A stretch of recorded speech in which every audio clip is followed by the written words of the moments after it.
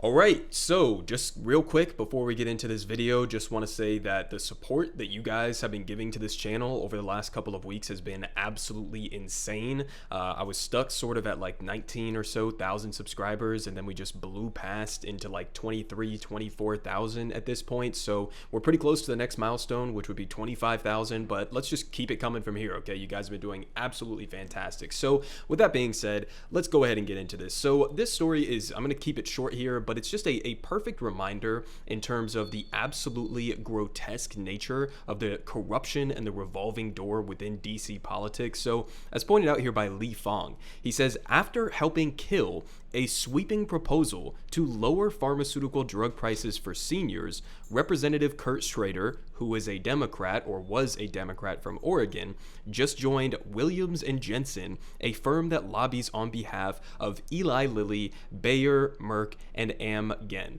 Okay, so I mean, he went from being an elected member of Congress, presumably taking donations from the pharmaceutical industry in order to maintain his position within that seat, killing legislation that could have potentially lowered prescription drug prices and therefore eaten into some of the profit margins of some of these big pharmaceutical companies, and then he leaves office and just goes and works to lobby on behalf of those same pharmaceutical companies. I mean, this is the kind of shit that in any functioning society, right, if we actually had accountability and we actually cared about addressing corruption, this would be a criminal offense. I mean, this would be something that gets you locked behind bars, but it's not, because here in the United States, we have decided to effectively legalize corruption and bribery. I mean, it's that simple, right? So, I mean, this is just one example. You could apply this across essentially any given industry in the United States. And, just to give you a perspective on that, because I was kind of doing a little bit of research in terms of how big of a phenomenon is this actually, where you have members of Congress who either come from lobbying firms or come from large corporations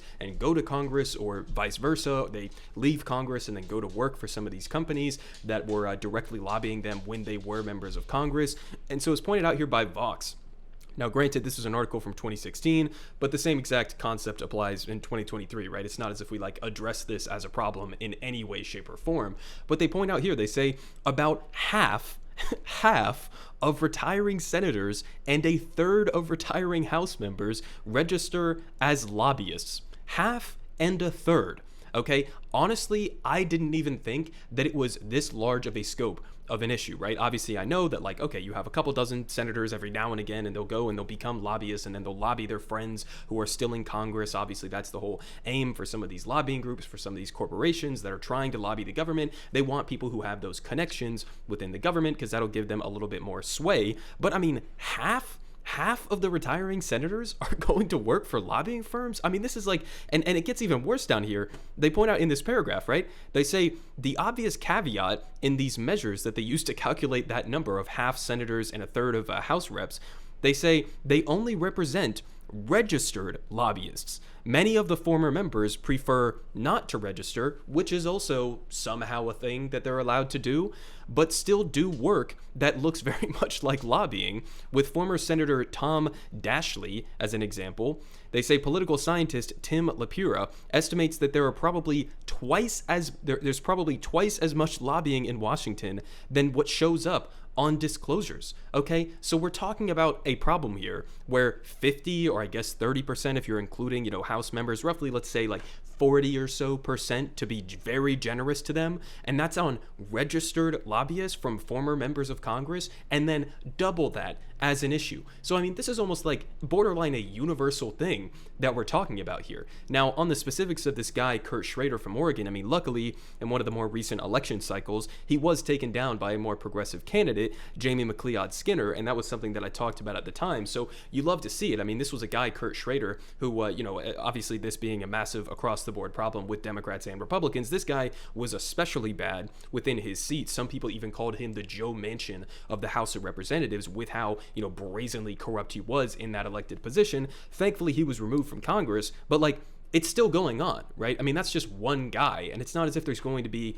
any actual accountability. And honestly, he probably doesn't even care that he lost his position in Congress, because you went from making, $174,000 in House of Representatives on an annual basis, which is a healthy salary, obviously, But then, as a registered lobbyist, I mean, he could be making 5 times that amount. So, I mean, these are the incentives, right? Do you think there are going to be members of Congress who are willing to stand up to the pharmaceutical industry, to the fossil fuel industry, to the healthcare industry, any of these different industries, if they know that they could potentially, by doing those companies' bidding, by doing the bidding of the capitalist class, by doing the bidding of the billionaire class, that they could then go and get a job where they're making multiple times more than they even were by so-called, representatives of the people? I mean, obviously, that's the incentive, right? I mean, it's just absolutely grotesque. And just to give you more of a perspective on the healthcare or the pharmaceutical industry broadly here in the United States, not just the revolving door and some of these connections that corporations and previous members of Congress have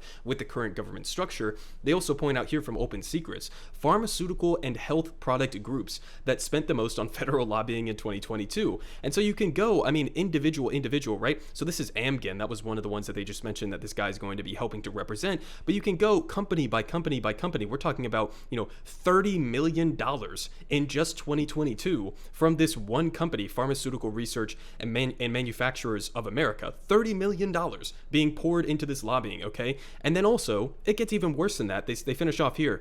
There are currently 1,834 registered lobbyists working for pharmaceutical and health products. 1,834, meaning that the industry has more than 3 lobbyists for each member of Congress. There are 3 times more pharmaceutical lobbyists on Capitol Hill than actual members of Congress. Okay? So, I mean, again, the lesson here is obvious. This should be a fucking criminal offense. I mean, again, this is something that should be illegal, but this is our system of legalized, open, and brazen corruption and bribery. I mean, we talk about it all the time.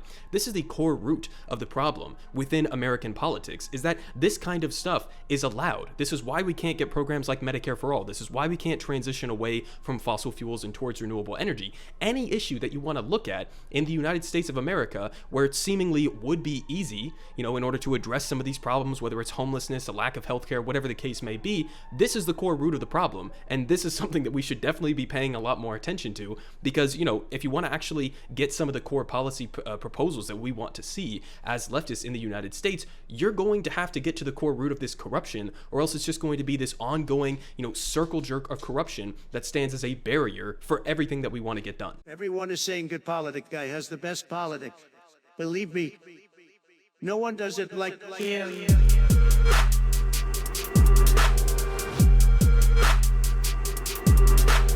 Believe me, everyone is saying